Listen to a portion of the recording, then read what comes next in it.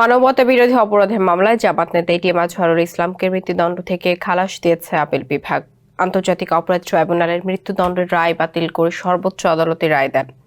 মঙ্গলবার সকালে প্রধান বিচারপতি ডক্টর সৈয়দ রেফাত আহমেদের নেতৃত্বে 7 বিচারপতির পূর্ণাঙ্গ আপিল বেঞ্চ এ রায় ঘোষণা করেন। এর মাধ্যমে বাংলাদেশের বিচার বিভাগের ইতিহাসে এই প্রথম মানবতা বিরোধী অপরাধের মামলায় মৃত্যুদণ্ডপ্রাপ্ত কোনো ব্যক্তি আপিল বিভাগের রায়ে খালাস পেলেন।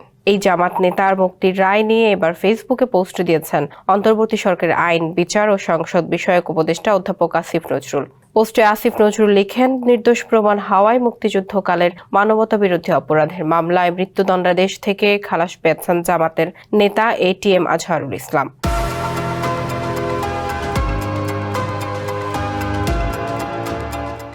দণ্ডাদেশের বিরুদ্ধে তার করা রিভিউ সর্বসম্মতিতে মঞ্জুর করেছেন প্রধান বিচারপতির নেতৃত্বাধীন সুপ্রিম কোর্টের আপিল বিভাগ।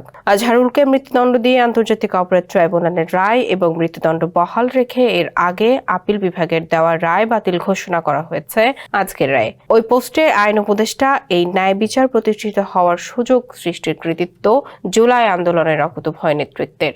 এই সুযোগকে রক্ষা করার দায়িত্ব এখন সবার বলে উল্লেখ করেন তিনি।